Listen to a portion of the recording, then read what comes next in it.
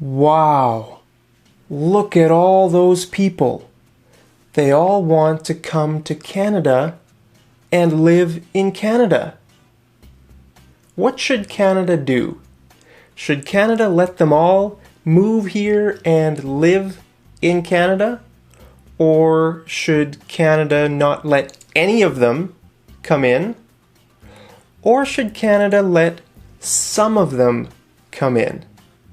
Which is best? Well, the Canadian government has decided to let some people come in. Okay, so how do they decide who to let in and who not to let in? How do they make that decision? Well, they have different selection factors that help them decide who they're going to let in and who they're going to reject. Okay, here are some of the factors: language skills, education, experience, age, employment, adaptability. Okay, so people get points for each of these categories. And people who want to come to Canada always try to increase their points so they have a higher chance of coming to Canada, because the people with the highest points get to come in, right? So one thing that's very common for people to do is they need to prove their language skills. And how do they prove their language skills? By taking the CELPIP exam. Okay, the CELPIP stands for Canadian English Language Proficiency Index Program. Okay, it's basically just a test that measures your English proficiency. Okay, because if you come to Canada, I mean, English, in most parts of Canada, English is the national language. And so you need to be able to communicate in English if you want to work here and live here. Okay, now do you have to take the CELPIP? No, you don't have to take it. You could also take the IELTS instead of the CELPIP. Okay, so there's two tests that the Canadian government recognizes. One is the CELPIP, the other is the IELTS. Okay, so people who take the CELPIP are trying to get Canadian residency. Okay, that means they want to live in Canada, work in Canada, do their life here in Canada. Okay, Canadian residency. Now, there's actually two CELPIP tests. Okay, one is called the CELPIP General Test. That's the most common one. That's where people are trying to get residency. But there's also another one called the CELPIP General LS. And that's the one where people are applying for citizenship. Okay, so LS stands for listening and speaking.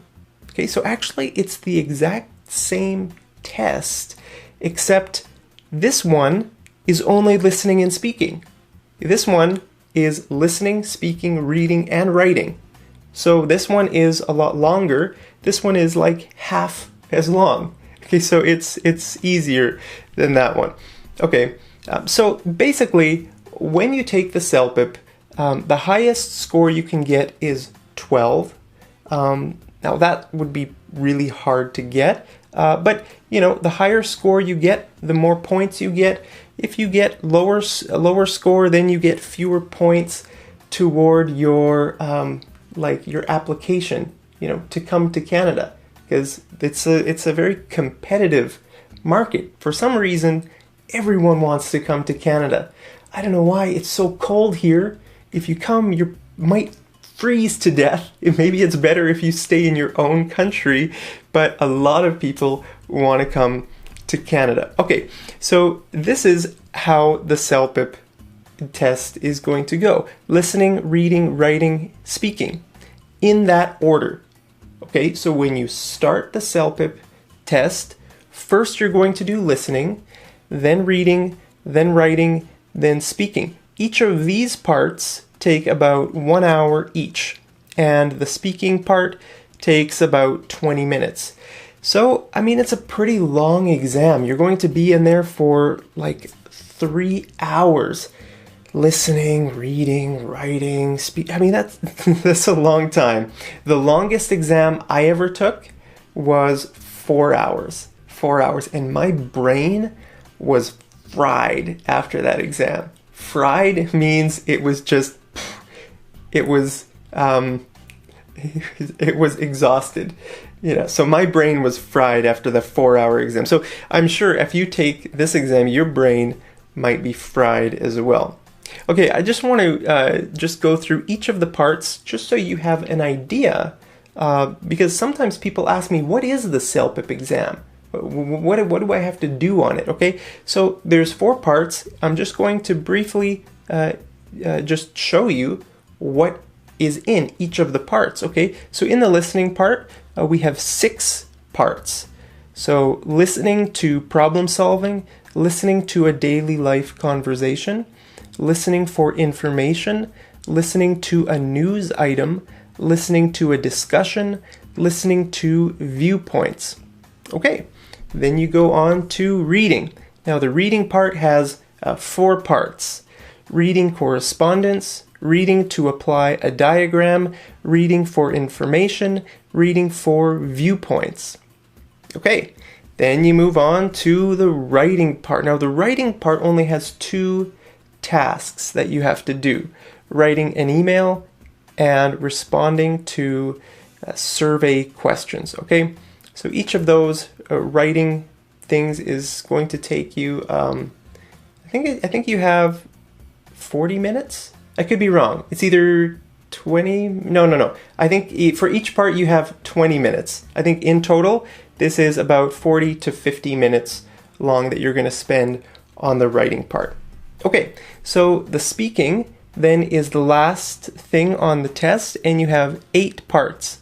Giving advice, talking about a personal experience, describing a scene, making predictions, comparing and persuading, dealing with a difficult situation, expressing opinions, describing an unusual situation. Okay, so then after you're done speaking, you're done. Then you can leave. Okay, so how much does the CELPIP test cost to take? Well, it costs about 265 Canadian dollars plus tax. So the tax is different in each province. So you're going to pay probably somewhere around $300 to take the CELPIP test, which is cheaper than the IELTS. The IELTS, I think it might be around 350 or even more. I'm not sure. Don't quote me on that, but I know the CELPIP is cheaper. Okay, so remember, when you take the CELPIP, you need to bring your passport when you go there, because you need to show some ID before you take the exam. So, hey, I want to know, which part of the exam do you think will be the hardest for you? I've talked to quite a few people who have taken the CELPIP test, and they have very different answers. Some people say the speaking is the hardest, or the writing is the hardest, but a lot of people really find the reading very challenging, and even the listening. Some people find the listening the easiest part, some people find the listening the hardest part. So it really all depends. So I want to know, which part do you think will be the hardest for you? Let me know down there in the comments, and I'll see you over in the next episode of Mad English TV. Take care.